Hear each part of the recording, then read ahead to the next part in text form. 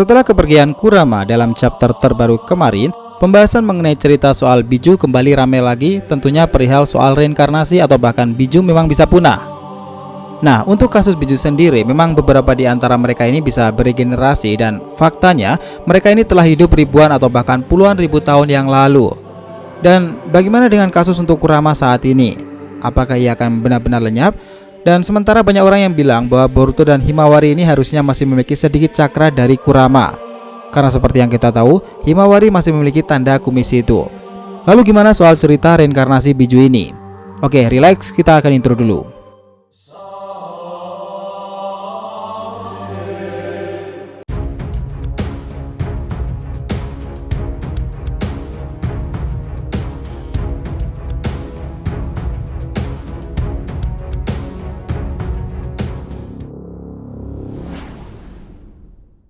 Hai, welcome back to DRTV channel. Nah, kali ini kita akan membahas mengenai reinkarnasi para Biju serta apakah cakra Kurama masih ada di Boruto serta Himawari. Oke, cerita kita mulai di mana Naruto ini kembali ke Konoha, namun dia sudah terlihat tidak memiliki tanda kumis itu lagi.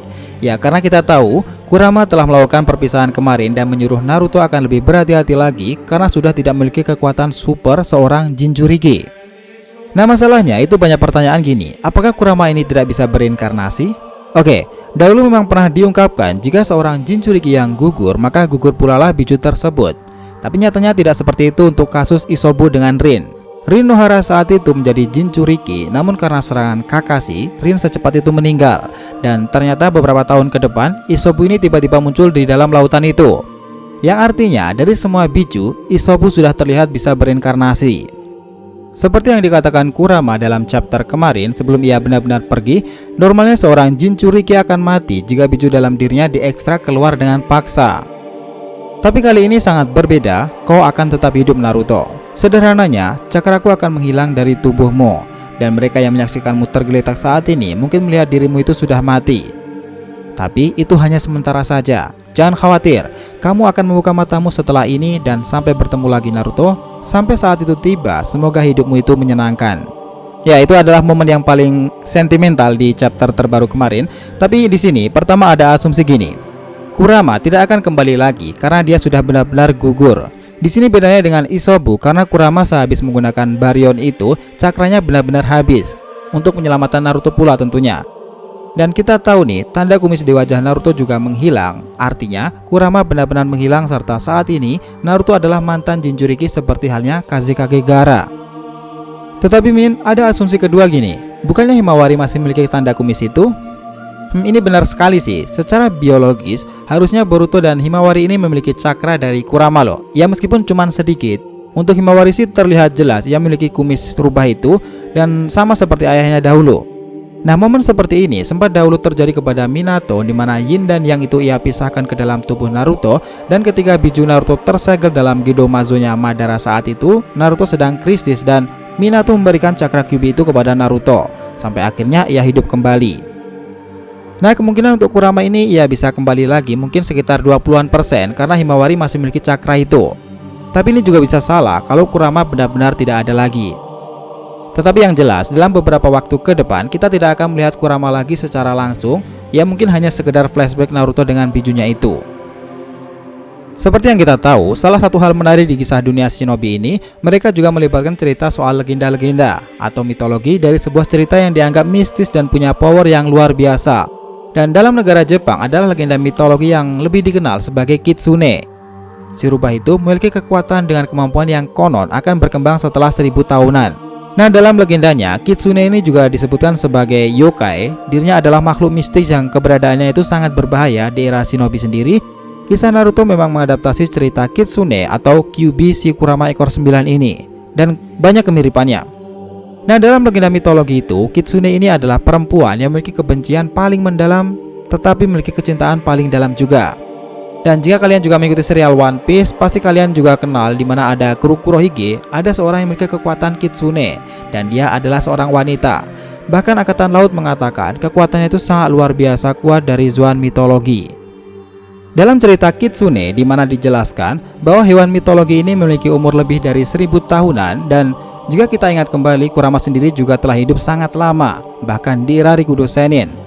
Bertahun-tahun pengalaman sampai ke era Boruto sekarang ini, dan tentunya umurnya juga sangat lama. Nah, konon dikatakan ketika umurnya itu menginjak 1000 tahunan, Kitsune ini memiliki kekuatan baru yang bisa digunakan untuk bertempur, berkorban, atau bahkan hal lainnya. Dan ini juga masih mungkin ditandai dengan tumbuhnya ekor baru. Atau mungkin ekor baru di sini adalah kekuatan baru sih, karena dasarnya Kitsune adalah rubah ekor 9. Dan juga disebutkan jika kemampuan itu dikenal sebagai Kitsune Tsuki Mode. Nah mungkin nih, jika Kitsune Tsuki Mode ini adalah teknik yang barusan digunakan sebagai kartu as Naruto dalam mode terakhirnya kemarin itu menggunakan Baryon Mode. Sebenarnya itu gini, selain biju seperti Isobu yang bereinkarnasi, mereka sebenarnya ada banyak sekali loh para biju yang kehilangan para Jinchurikinya. Namun mereka masih tetap hidup sampai di era Boruto sekarang ini.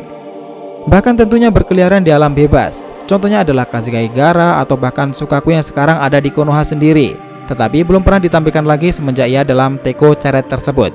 Nah, dahulu kami berpikir jika biju ini juga ada batasan dalam umur hidupnya, namun ia telah melewati berbagai waktu dari masa ke masa dan dari era Rikudo Sennin pun dan akhirnya bertahan di era Boruto sekarang ini.